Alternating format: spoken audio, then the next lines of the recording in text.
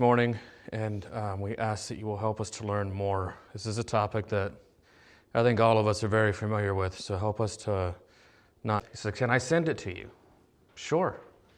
So he sent me the study, and I read through it, and it was beautiful. And I says, "Hey, do you happen to live near Texas? You could come present it at church." And not only does he not live near Texas, he lives on an entirely different continent.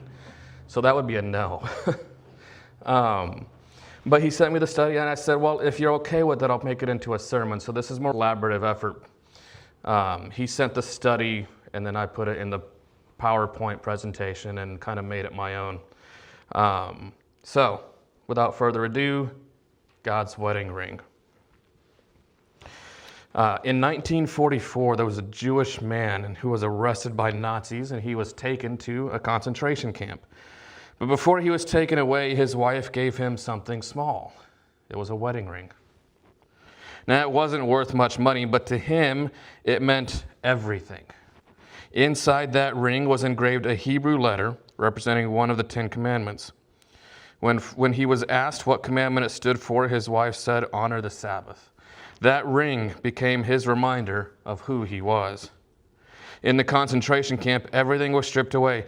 Their names, their dignity, their possessions, their freedom.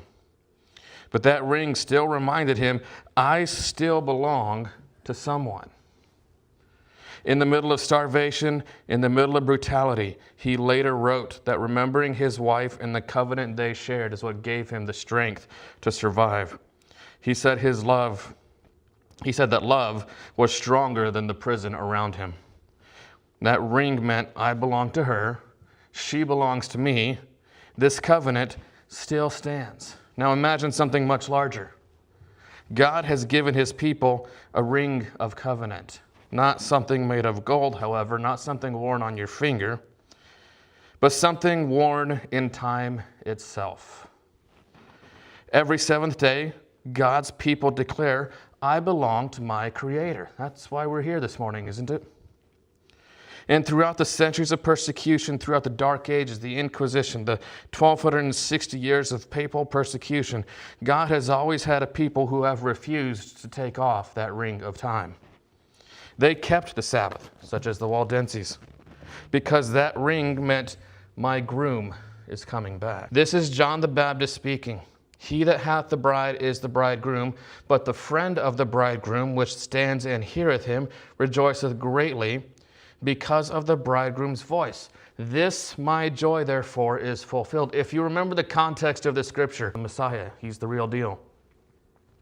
And so you see, the entire Bible is one continuous story, a groom pursuing a bride. And once you see it, you can't unsee it. John the Baptist introduces Jesus to his disciples with these words that you see on your screen. He says, he's the one that was to come all along. He says, I'm nobody special. In fact, just a couple of verses later, he says, he must increase, but I must what? Decrease. We have to be willing to be used by God extensively or minimally, sometimes not even at all. We have to be willing to be whatever he wants us to be. As our scripture reading says in 2 Corinthians 11, verse 2, for I am jealous over you with godly jealousy, for I have espoused you to one husband, that I may present you as a chaste virgin to Christ. Paul describes his entire apostolic mission here. I want you to be with Jesus, essentially. Paul is, if I can use modern layman's terms, he is the wingman for Jesus. He's telling the church, that's the one you're supposed to focus on. He's the one who's prepared himself for you. Now prepare yourself for him. He says in Ephesians 5, shall a man leave his father and mother, and shall be joined unto his wife, and they two shall be one flesh. This is a great mystery, but I speak concerning the church. Paul is speaking in the context of the marriage relationship, the husband, wife. There's dynamics there that need to happen. But he's like this also works on the cosmic level. This also works on the divine heavenly level, because the way Paul is saying that a husband and wife are to relate to each other, we are to relate to Jesus. You see, an atheist couple, they can have a happy marriage, right? Can they not? Of course they can. But even then, even though an atheist couple may have a happy marriage, or even a Buddhist couple or an Islamic couple may have a happy marriage, they're still missing something crucially important. And that is that marriage is supposed to be an illustration of the gospel. Biblically speaking, marriage goes far deeper than the vows you take on your wedding day. And even if you spend decades married, if you miss Jesus, if you don't have it, you've completely missed the point of marriage. And as we go through today's study, you'll find we're talking about something much larger than just marriage. You see, marriage is never about just two people. It's always a picture of something bigger. We see God establish marriage in Genesis chapter 1. We see that the first full day of humanity, of Adam and Eve, was actually the Sabbath day. So you see, it's never just about us. It's a prophetic illustration. It's an illustration of the gospel. The groom is Christ. We are his people. His kingdom is his bride. But every covenant marriage has something significant. It has a sign of belonging. Even if you don't wear rings, which a lot of people within our denomination don't, but it still has some visible aspect of belonging. Very often, though, most people, it is a ring. And God gave his church his ring. He said in John 14, "Let not your heart be troubled. You believe in God, believe also in me. In my Father's house are many mansions, and if it were not so, I would have told you. I go to prepare a place for you, and if I go and prepare a place for you, I will come again and receive you unto myself, that where I am, there you may be also." I believe it is. It does help us to feel comfortable and happy. But it's so much deeper than that. Remember a few months ago, we went over the sermon where this has a whole lot to do with judgment in Daniel 7. But in this context, we got to look at the culture of the day. You see, in Jewish culture, the bride did not receive her wedding ring on her wedding day. She received it at betrothal, which betrothal, if you don't know what that is, it's like being engaged. For them, I guess it was more of less of a, today's culture, we tend to do like an engagement ring and then a wedding ring. And I guess it wasn't really quite so much like that back then. But this betrothal was when the covenant was established. But you know what was interesting? After that covenant was established, the woman agreed to marry the young man. What did he do? He went away to prepare a place for her. She then wore that ring throughout the entire waiting period, and sometimes this could last a year or more. All the while, her groom was absent. This was not a celebration of a wedding that already happened. It was a declaration during the waiting period that, look, I'm spoken for. My groom is coming back for me. I belong to him. So if another suitor tried to come along to pursue this woman, she said, I'm taken. I got a man already. I'm not interested in you. Every person who saw that ring knew that she was taken, that she was in covenant, that she was in waiting. See, the church is currently in that betrothal period. Jesus, the one who gave us his ring, has gone to prepare a place. And just as he promised in John 14 and so many other scriptures, he is coming back. And he left his bride to wear his ring while she waits. We've kind of already given it away, but what is God's wedding ring? God did not leave the identity of this ring up to interpretation. He named it himself. We see in scriptures such as Exodus 31 verses 12 and then 16 and 17, "The Lord spake unto Moses, saying, Speak thou also unto the children of Israel, saying, Verily my Sabbaths you shall keep, for it is a sign between me and you, and to you throughout your generations, that you may know that I am the Lord that doth sanctify you." He says it again, "Wherefore the children of Israel shall keep the Sabbath to observe the Sabbath throughout their generations for a perpetual covenant. It is a sign between me and the children of Israel forever. For in 6 days the Lord made heaven and earth, and on the seventh day he rested and was refreshed. You know, if you read the fourth commandment in Exodus 20, it says this part, that we need to keep the Sabbath because God is creator. And if you read the fourth commandment in Deuteronomy 5, it says what it does in the first part, that we need to keep the Sabbath because God has saved us.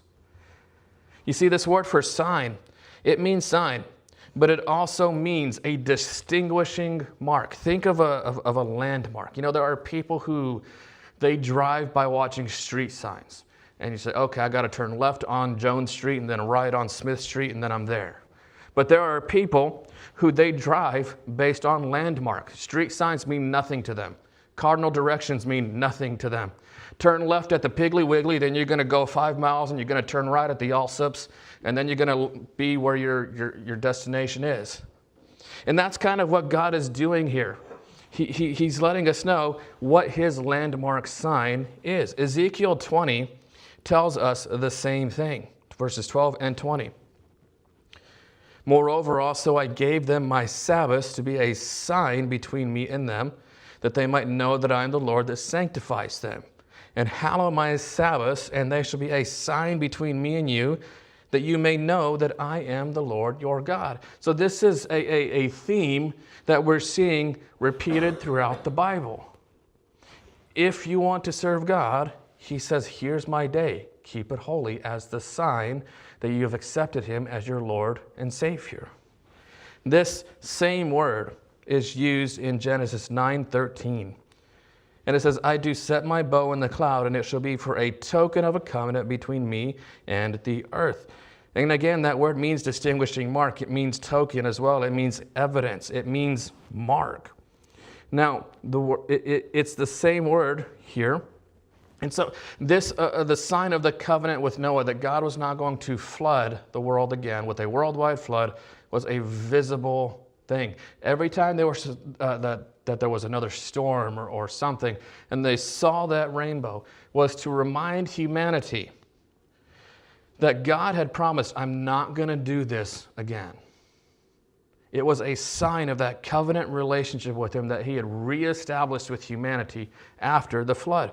But just as humans are so often wont to do, we are so extremely short-sighted.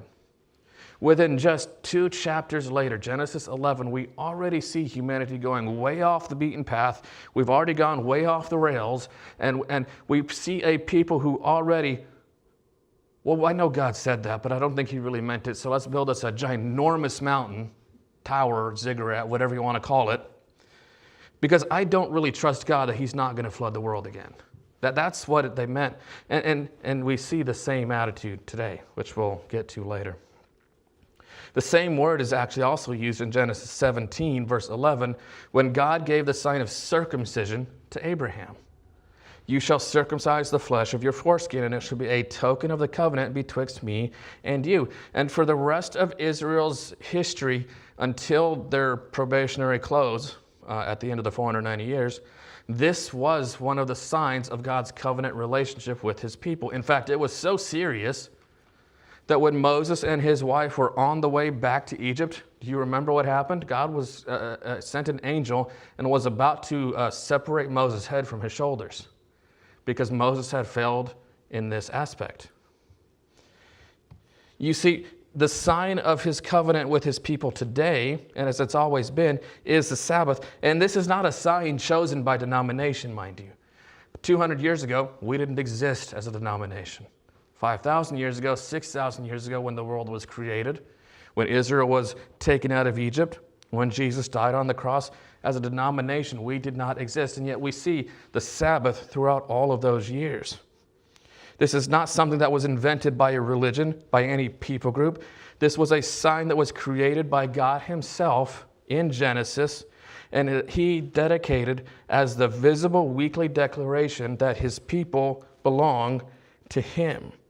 This was the ring, essentially, that was given at the first wedding. Let's look in Genesis chapter 2. And remember, the Bible was also not written with chapter and verse division. So at the end of Genesis 1, we see God bring Adam and Eve together. And he says, hey, you're husband and wife. You're married now. And what does he do next? He says, thus the heavens and the earth were finished, and all the host of them. And on the seventh day, God ended his work which he had made, and rested on the seventh day from all his work which he had made. And God blessed the seventh day, sanctified it, because in it he had rested from all his work which he had created and made. Genesis 1 and 2 is not just a creation account, it's a wedding story. You know, when God brought Eve to Adam, what did Adam say? This is now bone of my bone and flesh of my flesh. God prepared the earth, and he prepares the garden. As you look, this is something my wife has pointed out many times, is that when you look at creation, God creates a space and then fills the space. So God was essentially creating the wedding venue here. He creates the world, the forests, the trees, the Garden of Eden, which was kind of the cherry on top, if you will. God creates Adam, and then Adam goes through and starts naming all the animals, and cat, dog, bird, all the fun stuff. And then Adam realizes, hey, the dog has a mate, the cat has a mate, even the snake has a mate. Why am I the only one of me? And God says, perfect. He realizes his need. Now I can get to work. So he puts Adam to sleep. He performs the first surgery, takes the rib out, and he creates the woman, the father preparing the bride once the groom realizes his need of the bride. And he brings her to Adam, the father walking the bride down the aisle. Adam speaks the first poem in human history as a wedding vow. This is now bone of my bone and flesh of my flesh. She shall be called woman. And when it comes to the Sabbath, God does three things. He rested on the Sabbath. By the way, the first full day of life for Adam and Eve, the first full day of existence for the human race. He rested on the Sabbath, which means to cease or desist from labor. He blessed the Sabbath, which means to bless. It means to praise or to bless God as an act of adoration. I hear people say all the time, the Sabbath was never created for worship. Hogwash. Yes, it was. It means that in the Hebrew. And he said he sanctified the Sabbath. He set it apart as sacred. He consecrated it. He dedicated it to holy use. The Sabbath in Eden was not, and it was not a recovery rest. You know, people go to the gym, they work out, then they need a day off to rest and recover. That's not what this was. It was relational rest. It was honeymoon rest, if you will. The honeymoon of the first marriage in world history. This ring given on the first morning of the first covenant before sin, before religion, before anything else ever existed, God says, hey, your first full day of life, it's also the first holy day, the Sabbath. Let's spend it together.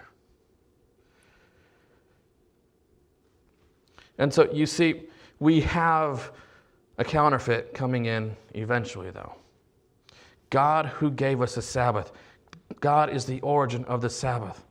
You see, this wedding ring is not just anything generic. It's specific. It's given by a specific person on a specific finger, carrying a specific meaning.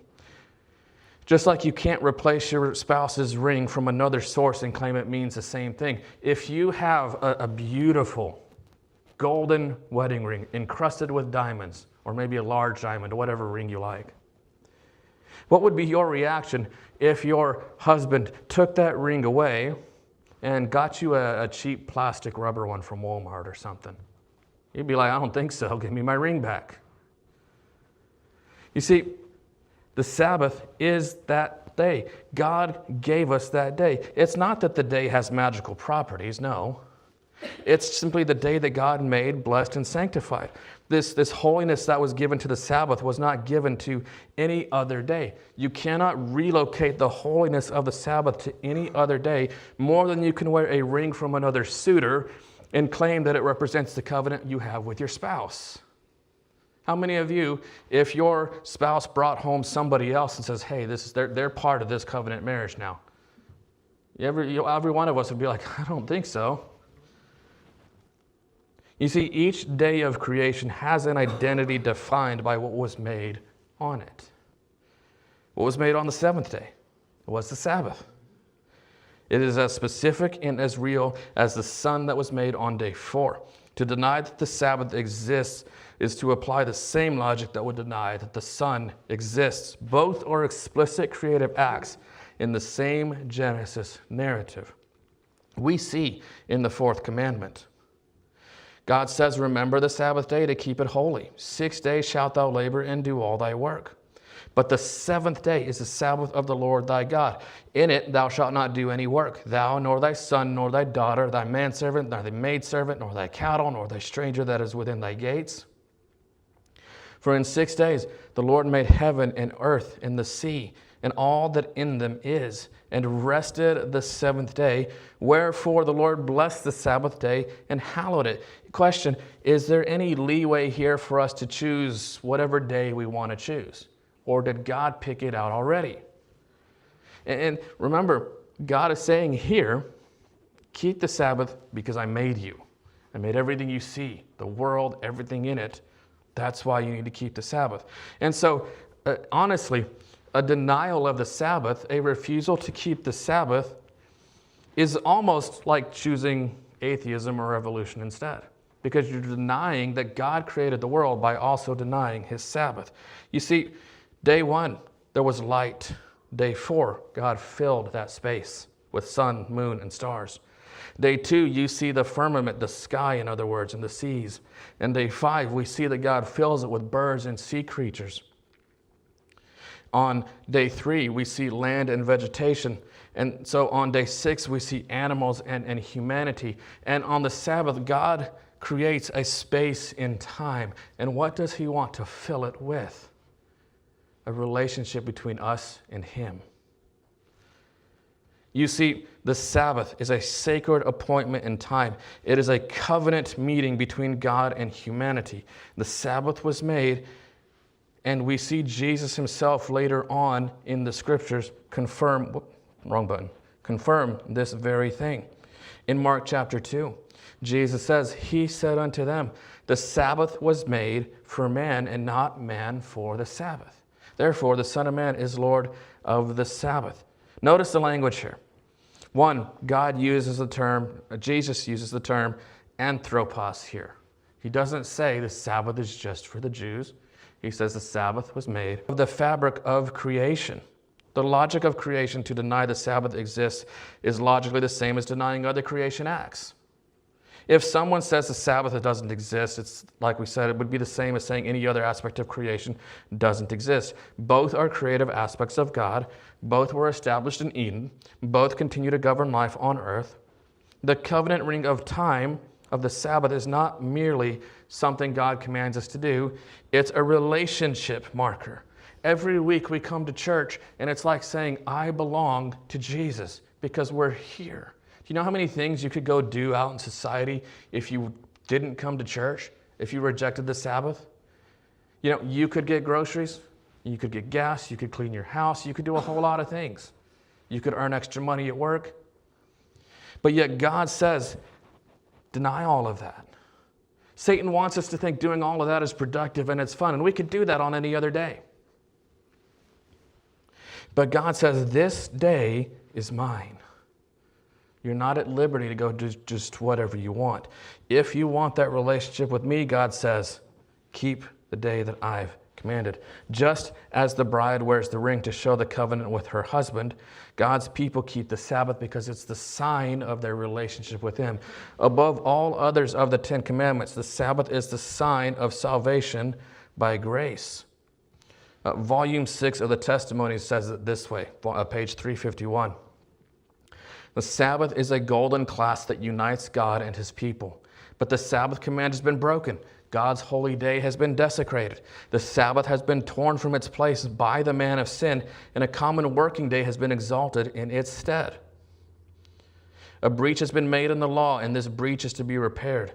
The true Sabbath is to be exalted to its rightful position as God's rest day. And in the great controversy, we see, just as the Bible teaches, the Sabbath is the sign of God. It is the seal of his law, as Isaiah 8:16 says. It is the token of his authority and power. It's the sign whereby we may know that he is God, and therefore it is appropriately said to be placed in the forehead. whereas the mark of the beast is something that can be in the forehead or in the hand. As she said later on in this quote, compulsory worship is not acceptable to God, but it is acceptable by the Antichrist power. You see, Revelation presents two women. It presents that one is the faithful woman of Revelation 12. One is the unfaithful woman of Revelation 17. And this woman in Revelation 12, let's read about her there. There appeared a great wonder in heaven, a woman clothed with the sun, and the moon under her feet, and upon her head a crown of 12 stars. And the dragon was wroth with the woman, and went to make war with the remnant of her seed, which keeps the commandments of God and have the testimony of Jesus. And this is why the devil has been constantly after God's people for the past 6,000 years. Anything that identifies us as belonging to Jesus, he wants to destroy. Why do you think in the past 10 to 15 years there's been such a push to have gay marriage approved? Because it destroys an aspect of the gospel. Satan is angry with God's people because they prove by God's grace and the blood of Jesus that it is possible to live pure, holy, obedient lives. They prove that the Sabbath still applies. And because Satan has taken marriage out of the way, his next target is the Sabbath, and he's just about there. We see prophecy rapidly fulfilling to that point, which, by the way, if the Sabbath was just for the Jews, then so is marriage. Why any of us bother getting married? We're not Jews. But we see in Genesis, marriage and the Sabbath are both there. So either they're both for everyone or neither one are for anybody. You see, this woman, the Bible says, had to go into hiding for a time period of 1,260 years, which began in 538 AD, through the Dark Ages, through the Inquisition, at the cost of her life. This woman is the pure bride. God never looks at numbers. I mean, if numbers were the proof of who's preaching the truth, then it would be Jesus who was the false teacher, right? He had 12. And if you look at the greater number, maybe about 500, whereas the Pharisees had way more. But Jesus was the one who was preaching the truth, and the Pharisees were the ones who was the false teacher. And during the Dark Ages, the woman of Revelation 12 was few in number, whereas the papal church was numbered in the millions. And looks religious, she is unfaithful. Why? Because she has replaced the covenant sign. The Catholic Church states Sunday is our mark of ecclesiastical authority, and the church is above the Bible. She took off God's ring so that she could pursue other lovers. She replaced it with a sign of her own authority that allows her to do whatever she wants. Let's read about her in Revelation 12. And there came one of the seven angels which had the seven vials, and talked with me, saying unto me, Come hither, and I will show unto thee the judgment of the great whore that sits upon many waters, with whom the kings of the earth have committed fornication, and the inhabitants of the earth have been made drunk with the wine of her fornication. So he carried me away into the Spirit, into the wilderness, and the woman was arrayed in purple and scarlet color, and decked with gold and precious stones and pearls, having a golden cup in her hand, full of abominations and filthiness of her fornication. And upon her forehead is character, Mystery Babylon, the mother of harlots and abominations of the earth. And I saw the woman drunk with the blood of the saints and with the blood of the martyrs of Jesus. And when I saw her, I wondered with great admiration. Why was John wondering about this woman? About this Dark Ages church? He sees a church who claims the name of Christ, but he's like, wait a minute. And remember, he's in the first century church. He's like, we keep the Sabbath. She's not. We don't worship idols. She is. We're faithful to Jesus. She's not. And he's like, wait a minute, how can this possibly be God's church? It can't be. And the angel says, no, she's not. This is Mystery Babylon. Catholic Record in 1993, like I say, Sunday is our mark of authority, they say. The church is above the Bible, and this transference of Sabbath observance is proof of that fact. They brag about it. They don't hide it. But Revelation 14:12 shows the people, it says, here is the patience of the saints. Here are they that keep the commandments of God and the faith of Jesus. This verse describes the final generation of God's people at the moment of maximum pressure. This is the conclusion of the third angel's message, because remember, right here, it's describing the mark of the beast crisis. And then here, it says, but while all that's going on, here's the group of people that still have God's wedding ring on their finger. They still have the faith of Jesus, that is the groom's own faithfulness that is reproduced in the bride. And folks, we have been a filthy bride, have we not, throughout history? And yet God still says, that's the one I want. I'm going to clean her up, I'm going to give her my character, and I'm going to take this wife back to a perfect world. But on the other hand, you have this other group that will accept the mark of the beast. And the mark of the beast, Sunday sacredness legislated by law, and the seal of God are mutually exclusive topics, ideas. You cannot wear both rings. What woman in her right mind would wear a ring from one fiancé and a ring from another one? You can't have two husbands. Just like ideally you can't have two wives. The bride belongs to one husband. These two identification systems are binary, meaning you have to choose one. You can't have both. And the last message that will go to the world is this message of it's the latter rain message, the sealing message. God says, come out of her, my people. And he still has many sincere followers in other groups, right? People are going to hear it from all the different denominations, and they're going to come join God's remnant people, and people are going to hear it from even other religions, entirely different religions, and they're going to come and join God's end-time remnant people. It is to his people who love him, but have inherited a substituted sign without realizing it. And so when they hear this message is when they will leave and come and join God's people. Now, I want to, just for the sake of time, I know we're kind of running a little bit over, but Isaiah 58 contains a beautiful Sabbath promise about how God says to, if we keep his holy day, he promises beautiful blessings. And in Isaiah 56, for those who like to say that the Sabbath is only for the Jews, in Isaiah 56, the Bible says, for thus saith the Lord unto the eunuchs that keep my Sabbath, and choose the things that please me, and take hold of my covenant, even unto them will I give in mine house, notice this, and within my walls a place and a name that is better than sons and daughters. Quickly, what does that mean? What is a place and a name? In Revelation 2 and Revelation 3, God promises what that name is. He will give us a new name on a stone that no one knows. It's not that we're not going to know each other's names, but we'll have an experience and a character that is unique, is what he's promising us. And a place on his throne.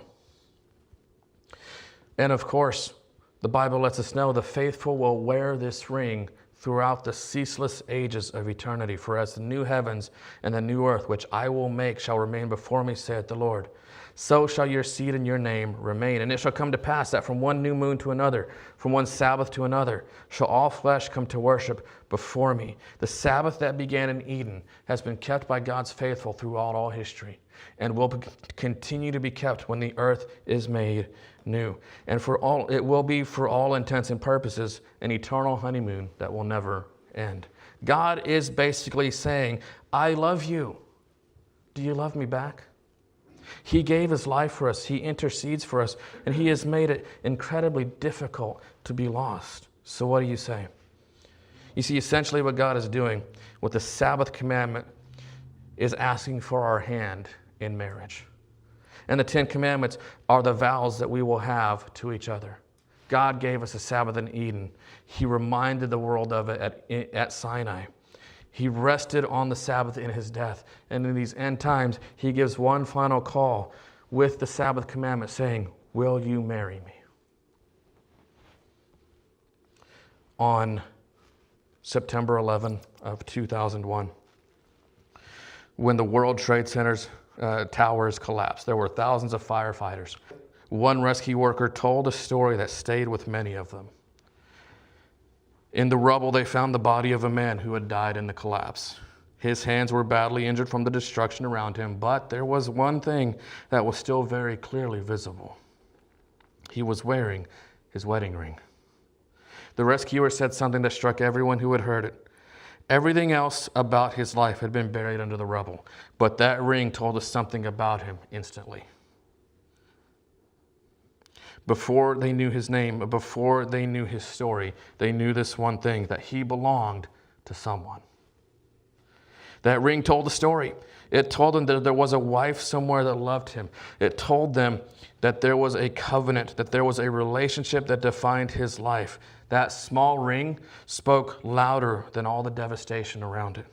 And in a similar way, God has given his people a covenant sign, not a ring of gold, but a ring of time itself. There have always been people who have refused to take off this ring. They have kept the Sabbath because it says something about them. It says, I belong to him. And one day, very soon, the groom who gave us that ring will return.